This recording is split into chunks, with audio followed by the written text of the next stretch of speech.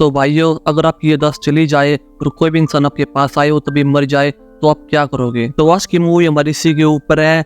हमें मूवी शुरू में जंगल दिखाया जाता है और वहाँ जोर से बिजली कड़क रही है, तो तभी हमें एक आदमी दिखाया जाता है जो वहाँ उठा हुआ होता है। वो जख्मी होता है, उसको सर चकरा रहा होता है और उसको एक झलक दिखाई जाती है जिससे उसे कार का एक्सीडेंट हो रहा है, लेकिन उसे लगता है काश ये उसका वहम होगा। तो तभी अपने पीछे देखता है तो एक कार का एक्सीडेंट हुआ होता है।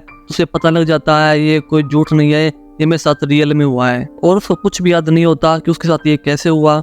फिर वो कुछ समझे बिना एक दूसरे शहर की तरफ चलना शुरू कर देता है। फिर रास्ते में कार को देखकर वो मदद मांगने जाता है। फिर एक दिन वो कार हिले जुलने लगी और वो कार साइड में आकर रुक गई। फिर उस आदमी ने कार में जाकर देखा तो उसके अंदर जो औरत थी वो मर चुकी है और उस औरत की आंख बिल्कुल सफेद हो चुकी थी, जैसे उसकी मौत किसी बीमार की वजह से हुई है। फिर वो आदमी उस औरत का फोन लेकर पुलिस वालों को कॉल करता है। फिर पुलिस वाले उसकी लोकेशन मांगते हैं, लेकिन उसको कुछ भी याद नहीं होता कि उसका नाम क्या है, वो रहता कहाँ पर है। फिर वो फोन को काट देता है और अपने जेब से पर्स निकालता है और अपना नाम देखता है, लेकिन उसके पर्स में उसके ड्राइविंग लाइसेंस के ऊपर उसका नाम ही नहीं लिखा होता। फिर वो इस बात से और भी परेशान हो जाता है। तो तभी इससे पहले वो कुछ सोचता तो तभी एक मरा हुआ कौवा उसकी कार के ऊपर गिर जाता है और उस कौवे की भी आंख उसी औरत की तरह बिल्कुल ही व्हाइट हो चुकी थी।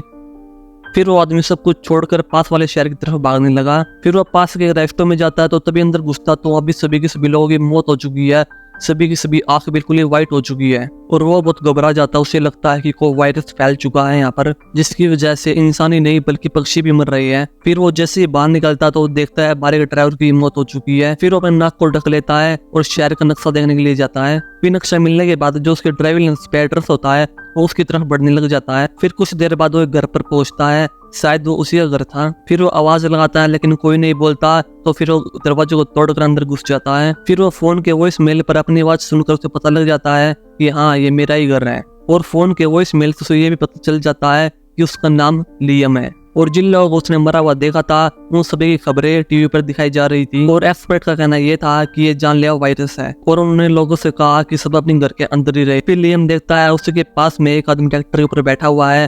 फिर लियम उसको इशारा करता है कि जाओ तुम घर जाओ, लेकिन उसकी बात को नहीं समझ पाता। वो लियम की तरफ बढ़ने लग जाता है और तभी वो लियम के पास आता है तो तभी उसकी आंख बिल्कुल व्हाइट हो जाती है और वो भी तभी एक ही पल में मर जाता है। और उसको न्यूज़ देख के पता चल चुका था कि मौत सिर्फ आसपास में ही हो रही है, इसलिए ये वायरस तो नहीं हो सकता। और ये सभी मौतें लियम के आसपास ही हुई थी। फिर वो पास में कौवे को देखता है। फिर वो कौवे के पास जाता है तो कौवे की भी वही हालत हो जाती है। फिर उसको शक होने लगा, क्या मुझे लगता है इस सभी के मौत का कारण मैं ही हूँ, क्योंकि मैं जिसके पास जाता हूँ वही मर जाता है। और अब वो चेक भी नहीं करना चाहता था कि मैं लोगों के पास जाके चेक करूँ कि ये मेरी वजह से मर रहे या नहीं मर रहे हैं, क्योंकि बहुत लोगों की जान जा चुकी थी, इसलिए वो चेक भी नहीं करना चाहता था। फिर पहले तो पुलिस वालों को सच बताने की कोशिश करता है, फिर सोचता है कि क्या पता पुलिस वाले मेरी बात को विश्वास करे या ना करे, और अगर उसकी इस बात से विश्वास कर भी लेते हैं तो पता नहीं उसके ऊपर लोग बाग कितने एक्सपेरिमेंट करेंगे। फिर आखिरकार वो खुद को खाने पीने के साथ एक गैराज के अंदर बंद कर लेता है। फिर शाम को पुलिस को ढूंढते ढूंढते उसे घर पर आ जाती है, जो कि उसी कार उन्हें जंगल में मिली थी। फिर लियम भागकर उन्हें काफी दूर चला गया, क्योंकि अगर वे पास आए तो इनकी भी मौत हो जाएगी। तो काफी दूर जाकर छिप जाता है। फिर एक पुलिस वाली उसको ढूंढने वाली होती है तो तभी वहाँ पर बहुत सारे पक्षी नीचे गिर जाते हैं। फिर पुलिस वाले को लगता है कि वायरस दोबारा फैल चुका है, इसलिए वहां से सभी निकल जाते हैं। फिर लियम को रात को फिर से एक सपना आता है जिसमें उसका एक्सीडेंट हो गया है। तो फिर लियम उठ कर देखता है तो उससे गैराज के पास एक लड़की आई हुई है। फिर लियम ने उसको बहुत कहा कि तुम उससे दूर जाओ, लेकिन वो दूर नहीं जाती, उसके पास आती जा रही थी। फिर लियम ने जैसे दरवाजा खोला तो देखा कि लड़की उसके सामने जिंदा खड़ी है। वो देख के बहुत हैरान हो जाता है कि ये कैसे जिंदा है। तो लड़की बताती है कि जब मैं सुबह उठी तो मैं हॉस्पिटल के अंदर बंद थी और मुझे भी कुछ भी याद नहीं है। फिर उसे डॉक्टर ने बताया कि वो एक कार एक्सीडेंट में जख्मी हो चुकी थी और तुम्हारा एक्सीडेंट लियम नाम की लड़की की कार से हुआ है, और अब वो लियम के पास अपने बारे में कुछ और जानकारी लेने के लिए आई है। फिर एक छोटा सा पप्पी लियम के पास आ जाता है, लेकिन उस पप्पी को भी कुछ नहीं हुआ होता, वो बिल्कुल ही जिंदा होता है। फिर लियम को लगने लग जाता है कि हाँ ये मौतें मेरी वजह से नहीं हो रही।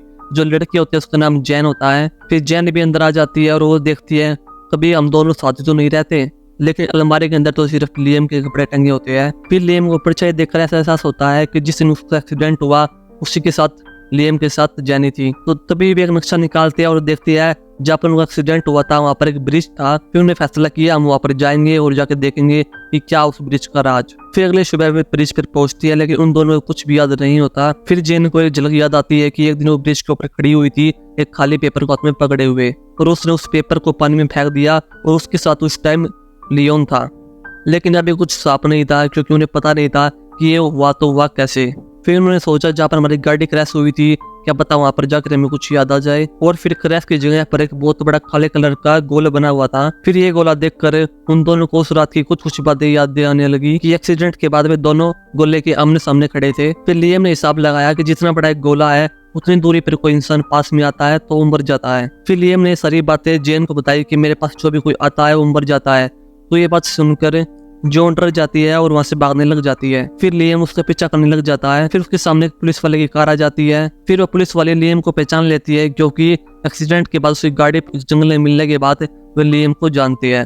फिर मौका देखकर जियोन उनसे दूर जाने लगी। फिर वो थोड़ी दूर गई होती है तो तभी पुलिस वाली अपने आप मर कर वहाँ पे गिर जाती है। फिर हम यहाँ पे समझ जाते हैं कि जो लियम का जो शराब का तोड़ होता है वो जियन ही होती है।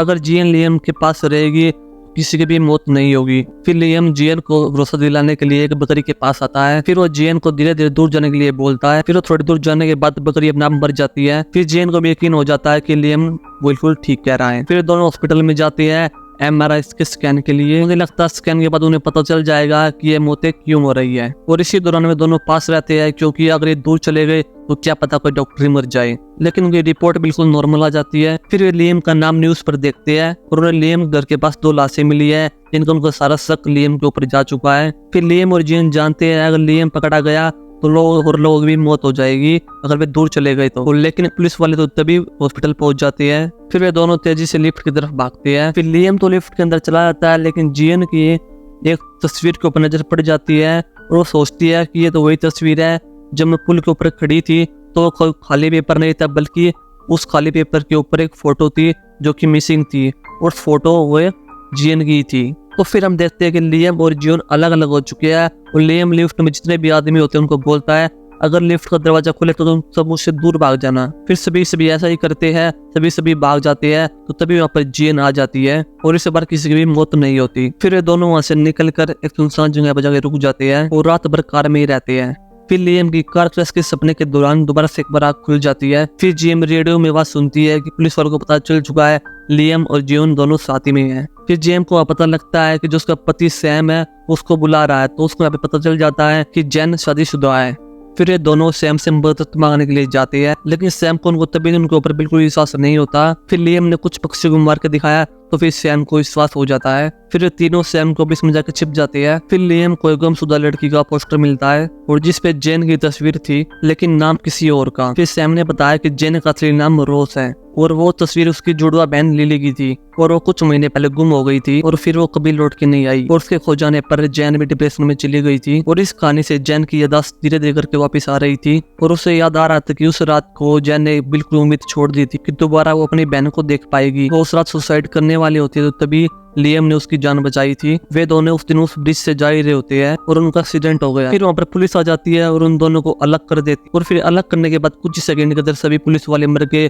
जितने भी वापस सड़क पर आदमी थे सभी मर जाते हैं और ये सब देखकर सैम बिल्कुल घबरा जाता है। उन दोनों को बोलता है कि तुम दोनों को यहाँ से दूर चले जाना चाहिए बिल्कुल शहर से बाहर और वो वादा करता है कि मैं यहाँ पर सब कुछ संभाल लूंगा। फिर दोनों एक जगह पर रुकते हैं और न्यूज में देखते हैं कि जहाँ पर उन दोनों का एक्सीडेंट हुआ था वहाँ पर ब्रह्मांड की एक शक्ति टकराती है। फिर ये दोनों हिसाब लगाते हैं कि जो घटना हो रही है मुझे लगता है इन घटना के कारण ये शक्तिशाली चीज पाएगी। फिर ये दोनों लियम के कैबिन में पहुंचते हैं जो कि एक तालाब के पास होता है। फिर लियम बताता है कि इस कैबिन के दूर दूर तक कोई भी इंसान नहीं रहता और अब वो किसी भी मौत का कारण नहीं बनना चाहता और वो अकेला यहाँ पर रहना चाहता है। और वो पास के तालाब के अंदर बोट होती है उसके अंदर जाकर बैठ जाता है। फिर जैन को उस कैबिन के अंदर एक डायरी मिलती है।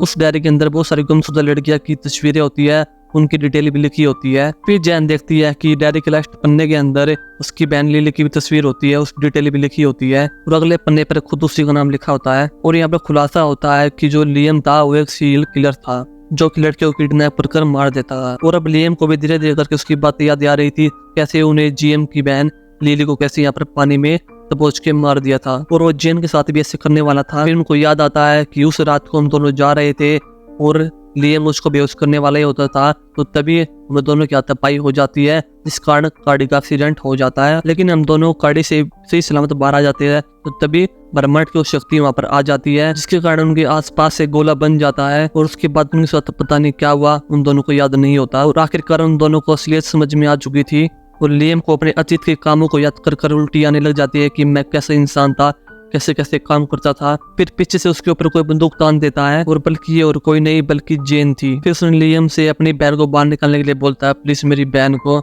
लिली को बाहर निकाल दो। फिर जैन लियम के ऊपर बंदूक तान देती है, उसको मारने वाली होती है तो तभी उसको मार नहीं पाती। फिर ये दोनों केबिन की तरफ जाते हैं तो वहाँ देखते हैं कुछ बदमाश वहाँ पर खड़े हुए हैं और वहाँ पर वे बदमाश उनके ऊपर हमला कर देते हैं। फिर ये देखकर लियम जैन से दूर जाता है और जाते ही अपने 2 लोगों की मौत हो जाती है। फिर वहाँ पर एक आदमी बच जाता है तो वो देख के वो डर जाता है। फिर वो आदमी जियोन के ऊपर बंदूक तान देता है और लियम वहाँ से भाग जाता है, जिससे उस आदमी की मौत हो जाती है। लेकिन जियोन को गोली लग जाती है, उसकी हालत बिल्कुल खराब होती है।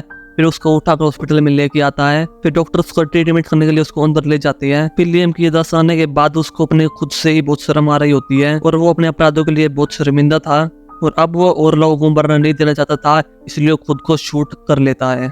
और मूवी यहाँ पर खत्म हो जाती है। मूवी आपको अच्छी लगी तो वीडियो को लाइक करना एंड सब्सक्राइब करके बेल आइकन को प्रेस करना। मिलते हैं नेक्स्ट वीडियो के साथ।